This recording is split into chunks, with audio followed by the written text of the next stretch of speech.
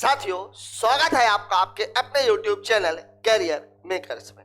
SSC GD previous year series में आज हम बात करेंगे मैथ के तीसरे पेपर की, जो लिया गया था दिनांक 24 जनवरी 2023 को 11:45 से 12:45 के बीच में। आइए देखते हैं इसमें किस तरह के सवाल पूछे गए थे। पहला सवाल आपकी स्क्रीन पर ये रहा। सवाल आपको कह रहा है, रमेश और उमेश एक कार्य को 28 और 21 दिनों में पूरा कर सकते हैं। उमेश से शुरू करते हुए वो एकांतर दिनों में काम करते हैं। काम कितने दिनों में पूरा हो जाएगा? 4 7 चौक 28, 7 84, 12 12 दूनी 24। उत्तर कितना हो जाएगा इसका? 24। क्यों हो जाएगा देख लेते हैं। देखिए, मैंने आप लोगों को एक बात बताई थी, जब कभी भी केवल दो लोगों का मामला हो तो वहां पर आपको करना ये होता है कि जो टाइम दिया हुआ है, टाइम का जो रेशियो है वो इफिशियंसी के अपोजिट हो। पहली बात तो ये हो गई। दूसरी बात, टाइम और इफिशियंसी का गुणनफल टोटल वर्क के बराबर होता है। और तीसरी बात, अगर एकांतर दिनों का काम आ रहा है तो दोनों मिलकर एक दिन में जितना काम करेंगे, जब एकांतर दिनों की बात आएगी तो उतना ही काम 2 दिनों में होगा, इसलिए उसको हम 1 यूनिट के बराबर मानेंगे। ठीक है, बात करते हैं इस सवाल की। अब देखिए, इसमें जो उमेश है वो काम कर रहा कितने दिनों में? 28 दिनों में। जो रमेश है वो काम कर रहा कितने दिनों में? 21 दिनों में। अगर मैं बात इफिशियंसी की करूं तो ये है 4, ये है 3, तो इसकी इफिशियंसी 3 4, मतलब वर्क बराबर हो जाएगा 28 गुणे 3, मतलब कितना हो जाएगा ये? ठीक है, डायरेक्ट भी निकाल सकते थे। 28 और 21 का एलसीएम 84 होगा। 84 में 28 का भाग देंगे 3, 84 में 21 का भाग देंगे 4। अब यहां पर देखिए, उमेश और रमेश जब मिलके काम करेंगे तो ये कितना काम करेंगे? 4 धन 3, मतलब कितना काम होगा? 7 काम। 7 काम बराबर ये होगा कितने दिन में? 2 दिन में। और इसको हम मान लेते हैं। अब काम इनसे कराना कितना है? 84 काम कराना है। तो यही 84/7, मतलब टोटल कितने यूनिट काम होगा? 12 यूनिट, क्योंकि भाग पूरा पूरा चला गया। ठीक है, अब भाग पूरा पूरा चला गया। 1 यूनिट कितने दिन की है? 2 दिन की है, मतलब 12 गुणे 2 बराबर कितना हो जाएगा? 24 दिन। यही मैंने आपसे कहा था। कारण उसका यह था कि 28 और 21 देखकर ही मैंने बता दिया था कि जो इफिशियंसी है वो 3 और 4 है। टोटल वर्क 28 से 84 है, मिलके काम हो रहा है 7, तो 12 7 84, 12 यूनिट, और 12 यूनिट का मतलब 24। ठीक है, बात कर लेते हैं अगले सवाल की। देखिए, अगला सवाल, 1500 रुपए में 2 हैंडबैग खरीदे। 2 हैंडबैग, प्रत्येक में 2 हैंडबैग खरीदे। इसका मतलब ये हुआ कि जो क्रय मूल्य है, क्रय मूल्य है वो समान है। पहले डाटा तो ये आप समझ लीजिए। फिर आपको बोला उसने इन बैगों को बेच दिया। एक बैग पर 8% का लाभ और दूसरे पर 4% की हानि हुई। पूरे लेन देन में उसका लाभ या हानि प्रतिशत ज्ञात कीजिए। यहां पर मैंने आप लोगों को बताया था कि अगर क्रय मूल्य समान है तो लाभ और हानि को सीधे सीधे जोड़ और घटा देते हैं। अगर विक्रय मूल्य समान है, दोनों को अगर एक्स एक्स का लाभ और हानि हो रही है, तब वहां पर हमेशा हानि होती है, और वो हानि होती है x² 100% के बराबर। यहां पर क्रय मूल्य समान है। 1 पर 8 का लाभ मतलब +8, और 1 पर 4 का हानि मतलब -4, मतलब उत्तर हो जाएगा +4%। मतलब मैं ये कह सकता हूं 4% का क्या हो जाएगा उसको? लाभ। ये उत्तर दिया हुआ है, क्योंकि उसने लाभ और हानि अलग से नहीं लिखी हुई है। ठीक है, बात कर लेते हैं अगले सवाल की। सवाल आपको बोला 65,000 रुपए की राशि पर 3 वर्ष में 21,515 रुपए का चक्रवृद्धि ब्याज प्राप्त होता। देखिए, यहां पर इसने लैंग्वेज को बदला। चक्रवृद्धि ब्याज दे दिया है, राशि पर वार्षिक रूप से होने वाली ब्याज दर को। बढ़िया सवाल। बढ़िया सवाल। मैं इस सेंस में कहूंगा कि अभी जो हम रेशियो लेते थे, मान लीजिए अगर 20% है, 20% की वैल्यू 1/5 है, तो हम लेते थे 5 से 6 मूलधन और मिश्र धन का रेशियो। यहां पर उसने क्या दे दिया है? मूलधन दे दिया है और ब्याज दे दिया है। मिश्र धन आपको निकालना पड़ेगा। तो यहां देखिए, जो उसका मूलधन है, मूलधन है वो कितना है? 65,000 रुपया। और जो उसका ब्याज है, ब्याज वो भी कौन सा? चक्रवृद्धि ब्याज, वो कितना है? 21,515 रुपये। अब अगर आपको मिश्र धन चाहिए तो मिश्र धन के लिए इन दोनों को जोड़ना पड़ेगा। तो ये 5, ये 1, ये 5, ये 6 और ये है मामला। मतलब 65,000 रुपए कितने सालों में? 3 सालों में। कितने सालों में हुआ है ये? 3 सालों में 86,515 रुपए। अब यहां पर ध्यान रखना, अगर 3 साल का मामला है मतलब जो भी रेशियो आएगा वो 3 की घात में आएगा। अब देखिए, अब इसका भी हम नहीं देख रहे हैं, हम इसका देख रहे हैं। ये 5 से कट जाएगा पहले, तो ये कितना हो जाएगा? 13,000। ये भी 5 से कट रहा है, तो 5 एकम 5, 5 सत्ते 35, 5 तिहाई 15, 0, 5 तिहाई 15। अब देखिए ये वाला डाटा केवल 13 से कटेगा।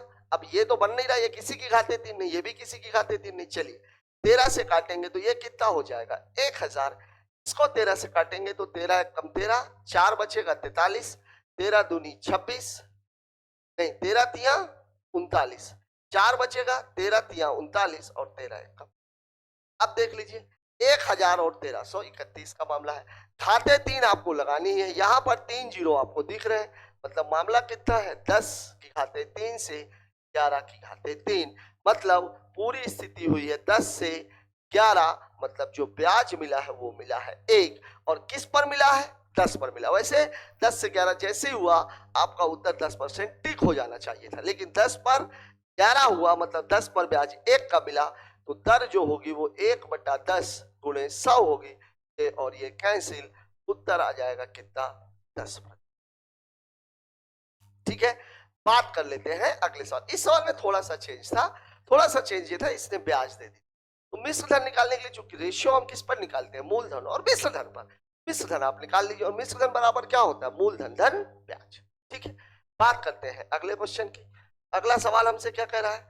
अगला सवाल हमसे कह रहा है 13, 14 और 15 सेंटीमीटर भुजाओं वाले त्रिभुज का क्षेत्रफल। हमेशा ध्यान रखिएगा, ये डाटा बहुत ज्यादा पूछा जाता है। इसका उत्तर होता है 84। कितना होता है? 84। और ये याद क्यों रहना चाहिए? क्योंकि इसका जो परिमाप है वो होता है 42। देखिए अगर मैं इन दोनों को जोड़ू, 4 3 7 5 12, 1 1 2 1 3 और 1 4, ये देखिए ये इसका डबल है।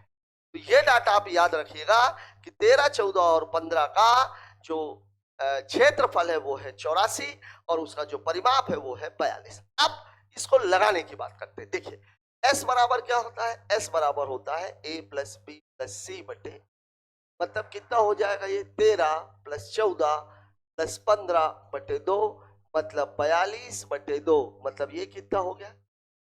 और इसका जो क्षेत्रफल का जो फॉर्मूला है वो क्या होता है? S, S minus A, S minus B, S minus. अब देखिए S कितना है इसका?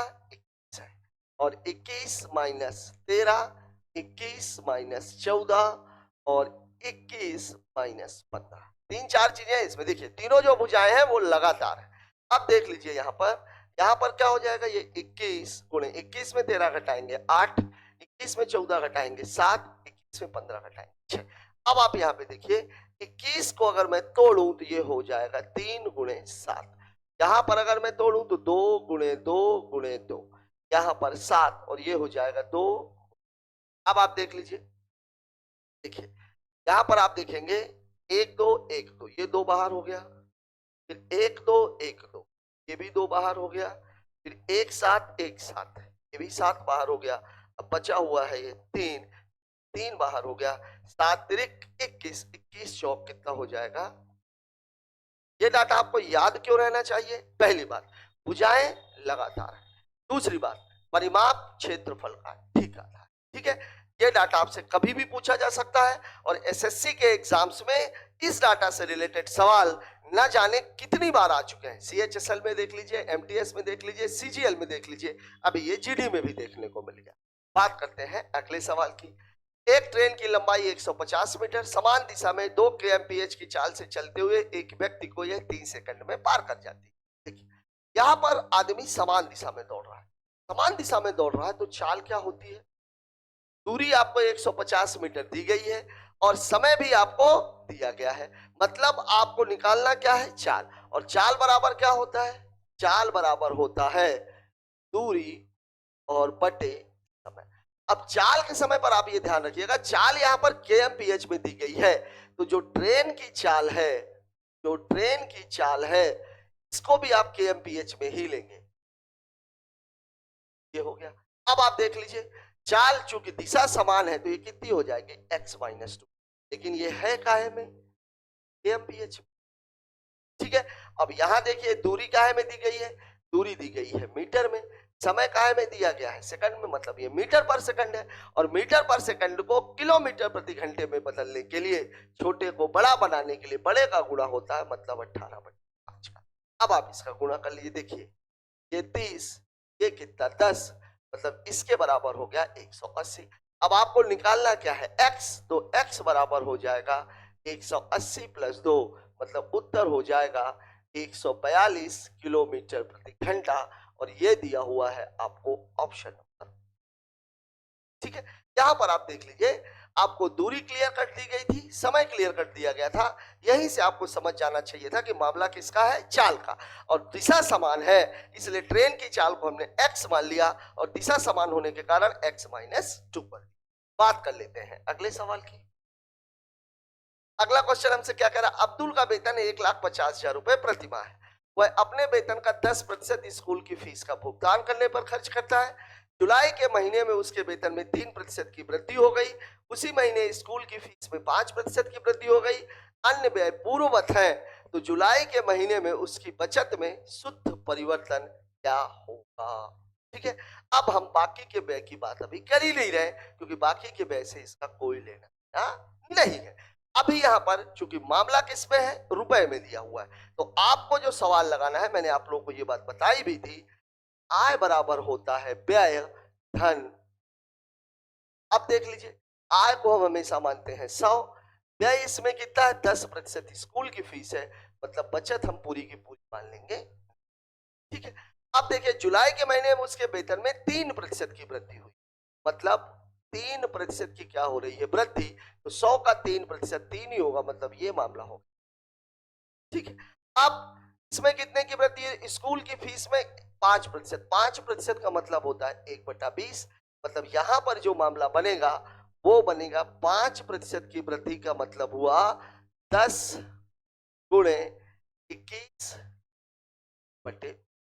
0 से 0 कैंसिल, 2 का भाग देंगे तो ये कितना आ जाएगा 10.5। तो आप देखिए देखिए बचत में क्या होगा, देखिए 103 में अगर मैं 11 को घटाऊंगा, 103 में अगर मैं, चलिए 103 में अगर मैं 10 को घटाऊं तो 93 आएगा, और 93 में 0.5 और घट गया, मतलब ये पूरा मामला है 92.5, जो फर्क आ रहा है वो कितना है 2। ठीक है, अब देखिए अब्दुल का वेतन कितना था 1,50,000, मतलब इसकी वैल्यू दी गई है 1,50,000, ये 2 जीरो ये 2 जीरो कैंसिल, मतलब एक की वैल्यू है 1500। अब इसी में आप 1500 का गुणा मार दीजिए, 1500 का गुणा मारेंगे ये जीरो इस दशमलव को कैंसिल कर देगा, 15×5 = 75, 15 दूनी 30 और 7 37, 3,750 रुपए क्या हुई है, वृद्धि हुई है, वृद्धि हुई है 3,750 रुपए की क्या हुई है। ठीक है, सवाल में कोई ऐसा सवाल खास था नहीं, केवल एक चीज था कि ये डाटा थोड़ा सा छोटा था, 3% और 5%, और 10 का 5% अगर आप सीधे सीधे निकालते तो 0.5 आता, क्योंकि 10 का 10% 1 होता है तो 5% 0.5 होगा। यहां मैंने उसको 1/20 कर दिया, वृद्धि हो रही थी इसलिए 1/20 करके लगा दिया।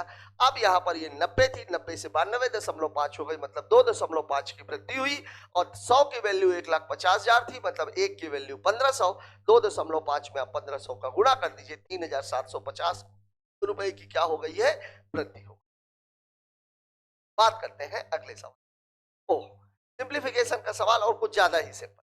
देखिए 7 × 21 = 27, 27/7 भाग है, गुणा कर लीजिए, 7×35 = 36, 36/7 होगा तो ये 7/36, फिर गुणे कर लीजिए, 3 दूनी 6 1 7, 7/2, फिर गुणे कर लीजिए, 5 चौके 20 1 21, उल्टा कर दीजिए 4/, भागे को हमने क्या बना दिया है, गुणा। अब आप काट लीजिए, 7 से 7 कैंसिल, 9 × 27, 9 चौके 36, 4 से 4 कैंसिल, 7 × 21, 3 से 3 कैंसिल, बचा कितना, केवल एक चीज बच रही है 1/2, और ये दिया हुआ है आपको ऑप्शन नंबर 4 में। ठीक है, सिंप्लीफिकेशन का सवाल है और कुछ ज्यादा ही सिंपल सवाल।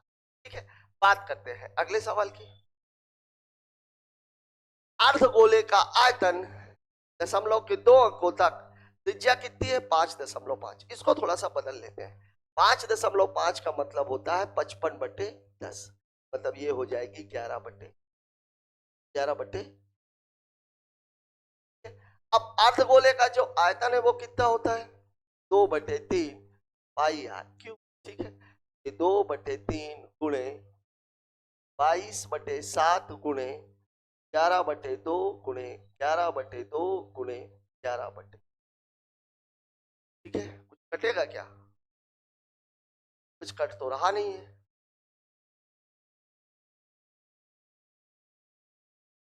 8 24, चलिए गुणा कर लेते हैं। ये कितना है 1331, ये कितना है 44। 1331 गुणे 44 बटे 2 दूनी 4 दूनी 8, 8 तिरिक 24, 24 सत्ते तो 40 और 28 तो 68।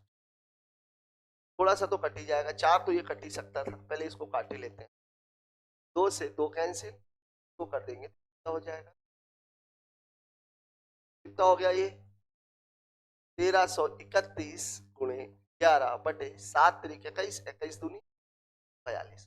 11 का गुणा मतलब 1 3 1 4, 3 3 6, 3 1 4 और 1 बटे कितना है लगभग लगभग कितने गुना हो जाएगा 14,000। 14,000 100 गुना तो 4200 हो जाएगा, 4 तिहाई 12, 12 3.5 गुना 8 जोड़ेंगे। यहाँ पर अगर मैं सीधा सीधा करूं, पहले तो मैं इसको डायरेक्ट कर लेता हूँ। 8 जोड़ेंगे 3.5 गुना तो 8 तिरिक 24, 8 पंचे 24, 28 जोड़, ठीक है। तो अब ये हो गया 8 1 9 4 2 6, ठीक है। 14,669 बटे 50 और 50 का भाग मतलब 2 का गुणा, 2 का गुणा 2 9 18, 2 छक्के 12 1 13, 2 छक्के 12 1 13, 2 चौके 8 और 1 9, 2 1 कम 2, 2 अंकों के बाद 10, 293 है। गड़बड़ हो गया क्या? 1 3 1 4 3 3 6 3 1 4 और 1 14,641, 50 आ गया 2, 29 आ रहा है इसका उत्तर। क्या लफड़ा है?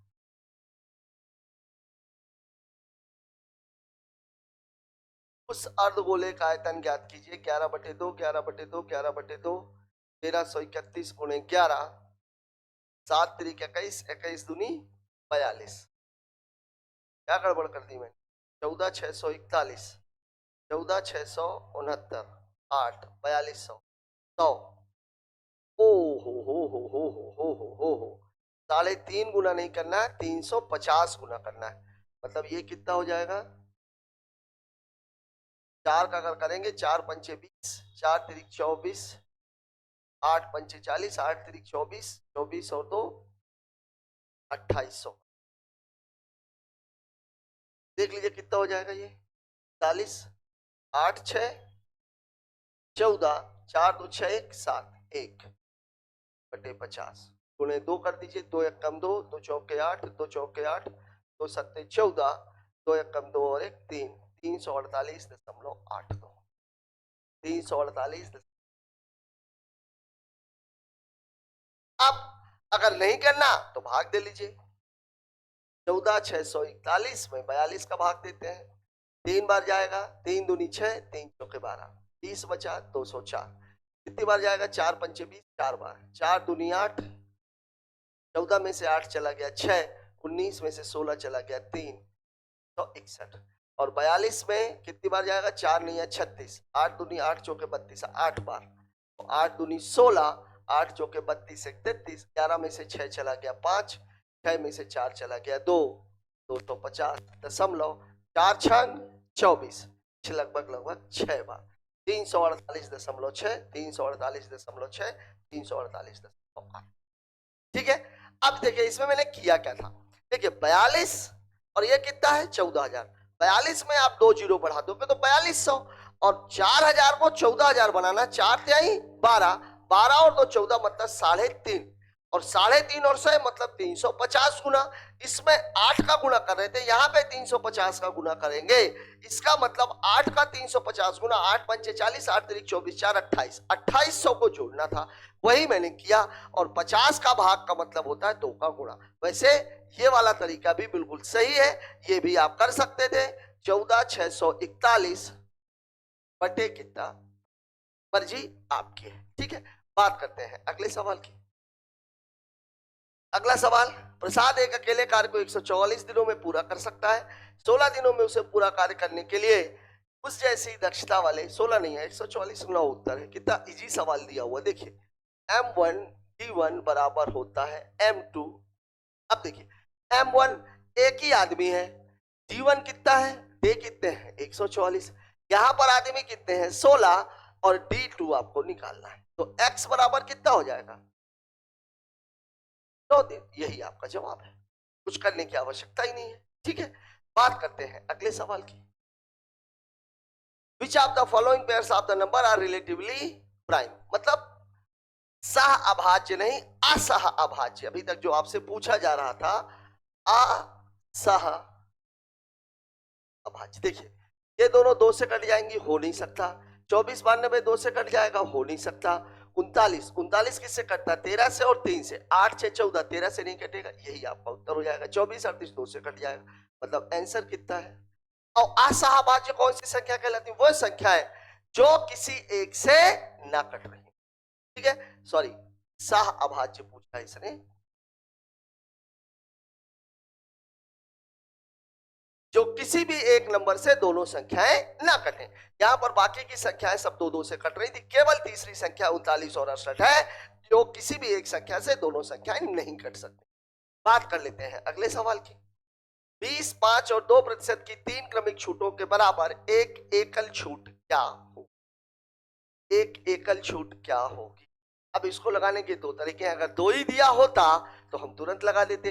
अगर मैं 20 और 5 की बात करूं तो ये 24 हो जाएगी। देखिए 2 तरीके से सवाल को, पहले मैं इन दोनों को लेता हूं, 20 और 5 की। मैंने आपको क्या बताया था, 20 धन 5 माइनस 20 गुणे 5 बटे 100, ये और ये कैंसिल, एक बचेगा, तो ये कितना हो गया है अभी 24। अब अगला कितना है 2, तो अब ये कितना हो जाएगा 24 प्लस 2 माइनस 24 गुणे 2 बटे 100, 24 और 2 26 माइनस 24 दूनी 48 0.48, तो 26 में से 1 घटा देंगे 25, और इसको चाहिए 52, मतलब उत्तर हो जाएगा 25.52%। ये है आपका ऑप्शन नंबर। जब कभी भी तीन दरें दी गई हो, 3 छूट की दरें दी गई हो और उसको सिंगल में बदलना हो तो सवाल को आपको 2 बार करना पड़ेगा। फॉर्मूला मैंने आप लोगों को बार बार बताया हुआ है, a plus B minus A B upon 100, पूरा डाटा किसे मिलता है। ठीक है, पहले हमने 20 और 5 को ले लिया, उत्तर आ गया 24, फिर 24 को और 2 को ले लिया, उत्तर आ गया 25.52। बात कर लेते हैं अगले सवाल की। 6 8 12 और 20 प्रत्येक में से समान संख्या घटा दी जाए। अब देखिए यहां पर मैंने आप लोगों को बताया था, देखिए 6 8 12 रिलेशन ये वाला बनना है। मैंने आपको क्या बताया था, एक बार आप लोग इसको जोड़ के घटा दीजिए और एक बार आपको गुणा करके घटा दीजिए। देखिए 20 छक्का 120, 12 अट्ठे 96, आ जाएगा ये 24, फिर 20 6 26, 12 और 8, उत्तर कितना आ जाएगा 6, मतलब 6 बराबर 24, मतलब 1 बराबर कितना हो जाएगा 4। ये है आपका ऑप्शन नंबर 2। अब देखिए अगर मैं इसमें 4 घटा देता तो ये कितना हो जाता, 2 4 8 और 16, 16 दूनी 32, 8 चौके 32, लग गया उत्तर। यहां मैंने किया क्या है, यहां पे चाहे आप इसको लिख लीजिएगा 20 गुणे 6 माइनस 12 गुणे 8। यहां पर मैंने क्या किया है 20 प्लस 6 माइनस 12 प्लस, ठीक है, एक बार गुणा करके घटा दीजिए और एक बार जोड़ करके घटा। बात कर लेते हैं अगले सवाल की। 2 उम्मीदवारों के बीच एक चुनाव में डाले गए मतों में 70% मत प्राप्त करने वाले उम्मीदवार को 16,000 के बहुमत से चुना गया। जीतने वाले उम्मीदवार में पता, अब देखिए 70% विनर को, जैसे टोटल कितना होता भाई, टोटल होता है 100%, विनर को कितने मिल गए 70%, मतलब बट नेचुरल है लूजर को कितने मिले होंगे 30%। अब यहां पर इन दोनों का जो अंतर है वो कितना है 40%, और इसी 40% की वैल्यू कितनी दे रखी है उसने 16,000। ठीक है, तो 0 से 0 कैंसिल, 4 काटेंगे तो 4 चौके 16 कितना आ जाएगा 1% की वैल्यू आ जाएगी 400। आपसे पूछ क्या रहा है जीतने वाले उम्मीदवार, जीतने वाले उम्मीदवार को ये मिले हैं, तो 70 गुणे 400, 7 चौक 28, 1 2 3 0 1 2 और ये 3 0, उत्तर कितना 28,000। ये है आपका ऑप्शन नंबर। बहुत ही सरल सवाल इलेक्शन का कहा जाएगा, सीधा सीधा दिया हुआ। इलेक्शन में सवाल दिक्कत तब पैदा करता है जब यह कहा जाए इतने मत नहीं पड़े और इतने मत अवैध हो गए, तब सवाल थोड़ा सा लेंदी है। लेकिन यहां पर तो सवाल बिल्कुल सीधा सीधा है, विनर को 70 मिल गए मतलब लूजर को 30 मिलेंगे, क्योंकि ना तो अवैध मतों की चर्चा दी गई है और ना ही यह दिया गया है कि कितने मत नहीं पड़े। एक स्पोर्ट्स क्लब में 86% सदस्य पुरुष हैं, 14% सदस्य महिलाएं हैं। पुरुषों की औसत आयु 25 है, महिलाओं की औसत आयु 35 है। 14 दाहम 140, 1.4, 25 में 1.4 जोड़ दीजिए 26.4 इसका उत्तर। ठीक है, सभी देखिए इसमें मैंने आप लोगों को पिछले शायद पिछले पेपर में या पिछले के पिछले पेपर में आया था। देखिए मेल का मामला है, ये है 86%, मैं इसको मान लेता हूं ये 86 लोग हैं, इनकी जो औसत है वो कितनी है 25। ठीक है, और जो फीमेल है वो कितनी है 14%, इनकी औसत आयु कितनी है 35। मैं ये मान लेता हूं कि इन सभी की जो औसत आयु है ये कितनी है 25। तो यहां से कितने वर्ष बचेगा 10, और 10 में 14 का गुणा कर देंगे तो कितना हो जाएगा 140। ठीक है, और ये 140 टोटल लोग कितने हैं 100, तो 100 में से अगर आप करेंगे तो ये कितना हो जाएगा प्लस 1.4। अब 25 तो थी ही, इसमें 1.4 जोड़ दीजिए, उत्तर कितना 26.4 वर्ष। ये तो हो गया बेसिक सवाल, मतलब डायरेक्ट लगाने वाला। दूसरा, अब इसको अगर आप हल करना चाहते हैं तो 26 गुणे 25 प्लस 14 गुणे 35 बटे कितना 100। अब 25 का गुणा 4 का भाग, 4 दूनी 8, 4 एकम 4, 2 बचा 25, 2 बचा 25 दूनी 50। ठीक है, और प्लस 14 पंचे 70, 14 तिरिक 42, 42 और 7 49, और बटे कितना है 100। अब इसको आप अगर देखेंगे तो कितना हो जाएगा 0, 9 और 5 14, 4 और 1 5, और ये नहीं 5 17, 14 पंचे 70, 14 तिरिक 42 और 7 49। यहां गड़बड़ है क्या 25 छक्का 150, 25 अट्ठे 200 और 21, क्या गड़बड़ है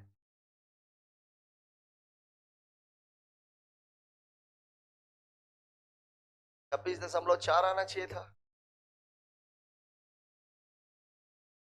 अच्छा 9 5 14, 4 1 5 1 6 बटे कितना 100, हटाएंगे ये हटाएंगे हम लोग, उत्तर कितना 26.4। ये बेसिक्स है। अब देखिए ये 100 के लिए ध्यान रखिएगा, ये 100 क्या है 82 प्लस 14, प्रतिशत में दिया गया था, मैंने इसको संख्या मान लिया। ठीक है, बात कर लेते हैं अगले सवाल की। ओह तृतीयानुपाती, तृतीयानुपाती का मतलब कितना होता है बी स्क्वायर अपॉन ए, इसको मैं ऐसे लिख देता हूं वाई स्क्वायर अपॉन एक्स, चूंकि ए बी के फॉर्मेट में ये एक्स है वाई है। अब देखिए क्या हो गया, ये B square minus A B और B square minus A B बटे बी स्क्वायर माइनस ए, ये है आपका डाटा। ठीक है, वाई स्क्वायर अपॉन एक्स। अब देखिए अगर मैं इसमें से बी को बाहर निकाल दूं यहाँ का बचेगा बी माइनस ए, यहां से भी अगर मैं बी को बाहर निकाल दूं तो यहाँ बचेगा बी माइनस ए, और यहाँ पे कितना हो जाएगा ए स्क्वायर माइनस बी स्क्वायर बराबर होता है ए प्लस बी और ए माइनस बी, बी माइनस ए से कैंसिल हो जाएगा। अब देखिए बी और बी मिलके कितना हो गया बी स्क्वायर, ये बी माइनस है अभी भी जिंदा है, और नीचे कितना हो जाएगा प्लस ए। अब कुछ भी कटेगा ही नहीं, मतलब यही आपका उत्तर हो जाएगा। क्या कौन सा है ऑप्शन नंबर 2। बस एक चीज इसमें जो सोचने की थी वो ये थी कि इसमें से बी को आपको बाहर निकालना है। क्यों बाहर निकालना है, यहाँ भी मौजूद है यहाँ भी मौजूद है, बी को आप बाहर कर दीजिए सवाल छोटा हो जाएगा। बात कर लेते हैं अगले सवाल की। 3,310 की धनराशि उधार लेता है। पहले दूसरे तीसरे वर्ष के अंत में 3 समान वार्षिक किस्तों में चुकता करता है 10% की दर। दर कितनी है? 10 की। देखिए मैंने आपको बताया था ईएमआई किस्त हमेशा समान होती है। 10% की दर है, मतलब मामला 1/10 का है। तो 10 से 11 पहले साल, ये फर्स्ट ईयर का मामला रहेगा। सेकंड ईयर में 10 का स्क्वायर से 11 का स्क्वायर, सेकंड ईयर का मामला रहेगा। और तीसरे साल रहेगा 10 की घाते 3 का मामला। अब यहां पर आप देखिए ये वाला जो हिस्सा है ये कितना है? 1331। अब ये भी 1331 है, तो इसको भी 1331 बनाना है, इसको भी 1331 बनाना है। तो यहाँ कितने का गुणा होगा? 11 का। और यहाँ कितने का गुणा होगा? 11 गुणे 11 का। अब यहाँ पे 11 गुणे 11, रुक जाइए, इसको जरा मैं दूसरे कलर से लिख देता हूँ। ये 11 गुणे 11 का, और यहाँ पर भी 11 का। तो यहाँ पर भी गुणा 11 और 11 का होगा, और यहाँ पर जो गुणा होगा वो 11 होगा। अब देखिए यहाँ का मामला 11 11 हम 121 और 10 1210 रुपया। इसका करेंगे तो ये कितना हो जाएगा? 100 और 11 1100 रुपया।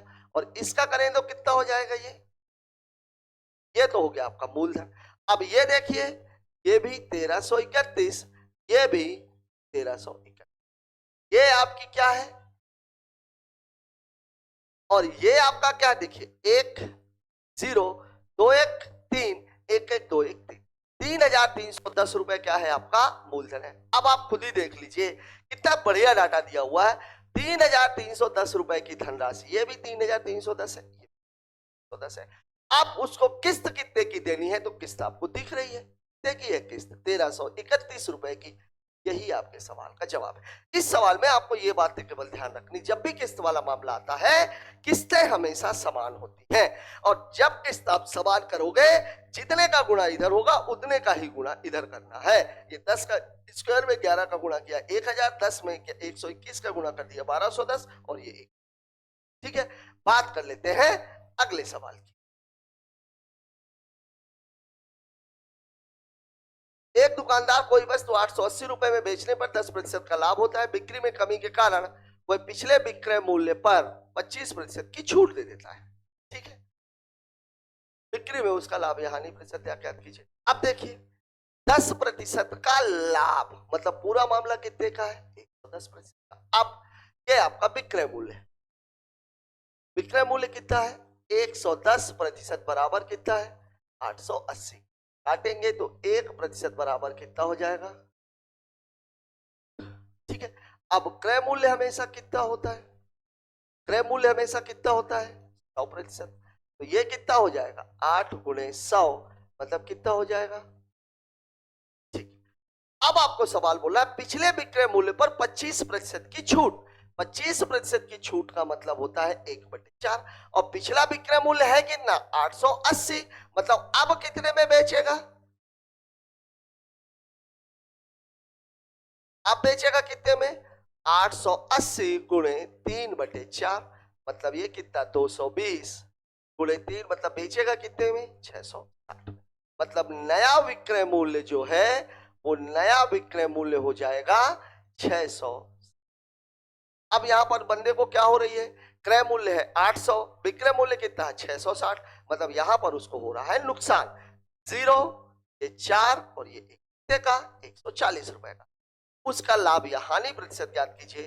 तो जो हानि प्रतिशत है वो कितना है? 140 बटे 800, 0 4 दूनी 8, 4 तिहाई 12, 4 पंचे 35 बटे 2, तब उत्तर हो जाएगा 17.5।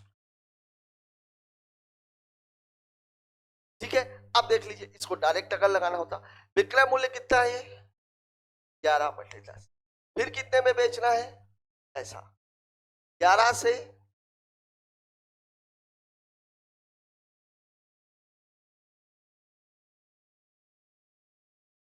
अब देखिए ये कितना?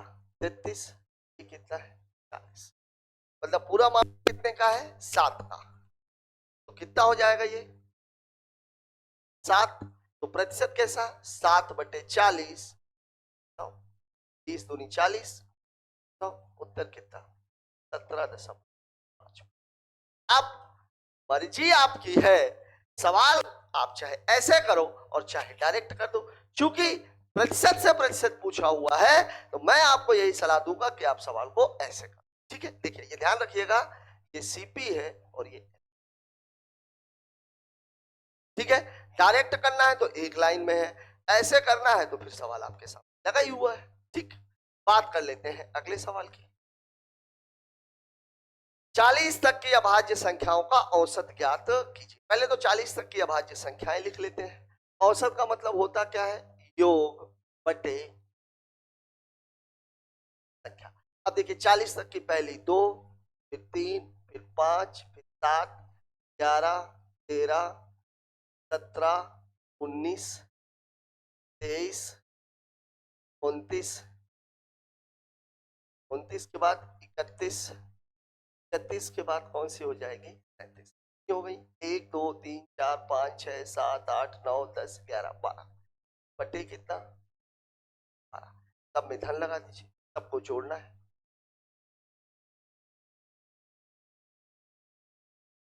अब देखिए जोड़ने के लिए ये कितना है, 10, 13 7 20 11 36, 23 7 30 10 40, 40 40 9 49 10 59, 31 9 40 20 60,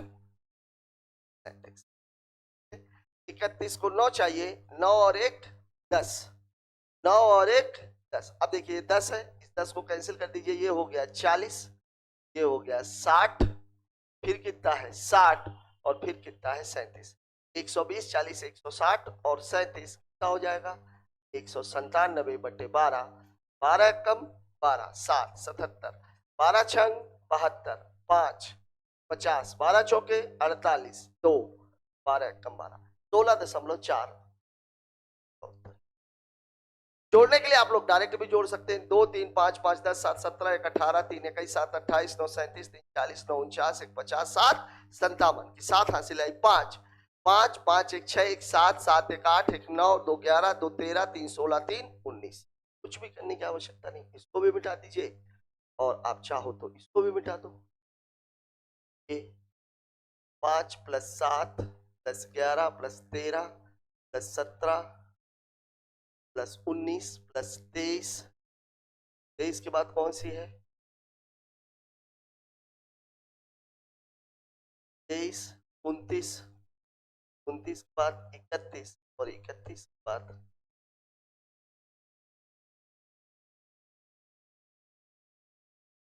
सवाल में कुछ है नहीं, केवल आपको यह पता होना चाहिए कि अभाज्य संख्याएं कौन कौन सी। एक सब्जी विक्रेता 2 किलोग्राम बाट का वास्तविक वजन से 100 ग्राम कम इस्तेमाल करता है। ठीक है, विक्रेता ने एक ग्राहक को उसी बाट का उपयोग करके 44 रुपए में 2 किलोग्राम आलू को बेचा। 18 रुपए प्रति किलोग्राम की दर से आलू खरीदा था।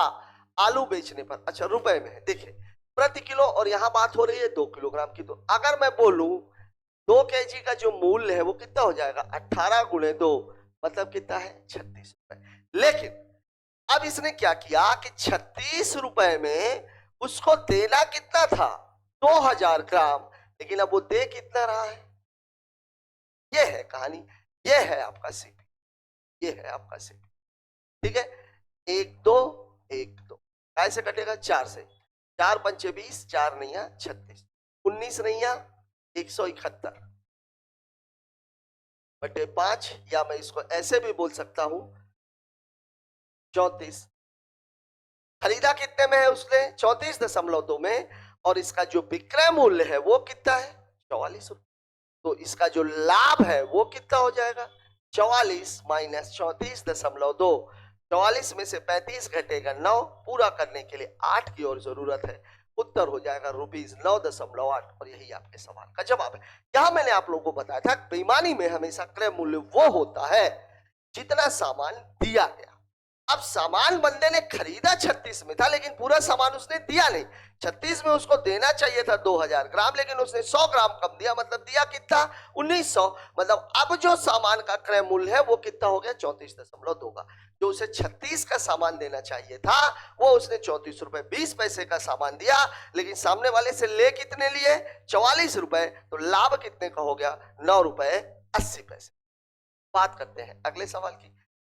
प्रकाश धारा के विपरीत दिशा में 32, धारा की दिशा में 44, धारा की चाल 44 माइनस 32, 12, 12/2 मतलब उत्तर कितना हो जाएगा। अच्छा, यहां मैंने आप लोगों को बताया था x प्लस वाई बराबर कितना दिया हुआ है 44, x माइनस वाई बराबर कितना दिया हुआ है 32, y बराबर कितना हो जाएगा 44 माइनस 32/2, 12/2 मतलब उत्तर कितना हो जाएगा। देखिए अगर मेरे से x पूछ लिया गया होता तो मैं क्या करता, 44 प्लस 32/2 मतलब 4 2 6, 4 3 7 2 मतलब ये कितनी हो जाती 38। यहाँ एक बात ध्यान में रखनी है, x जो है वो क्या है नाव की चाल, और y है वो क्या है धारा की चाल।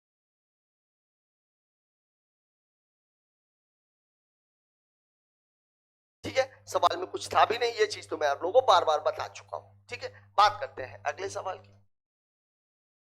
ओह साथियों, यहां पे आकर के हमारा ये पेपर खत्म होता है। पेपर में कुछ नई चीजें देखने के लिए मिली, कुछ चीजें पुरानी थी, कुछ ऐसे तरीके भी आपको मैंने सिखाए जहां पे उत्तर तुरंत निकाला जा सकता है। एक बात याद रखिए, मैं बेसिक और डायरेक्ट निकालने के तरीके आप लोगों को इसलिए सिखा रहा हूं, बेसिक इसलिए ताकि सवाल आपकी समझ में आ जाए, और डायरेक्ट इसलिए ताकि आप अपने आप को इंप्रूव कर सकें। अभी तक के इतने पेपरों में आपके अंदर कितने का इंप्रूवमेंट आया है, कितना आप खुद महसूस कर रहे हैं, कमेंट बॉक्स में जाकर जरूर बताएं। मिलते हैं कल एक नए पेपर के साथ, तब तक के लिए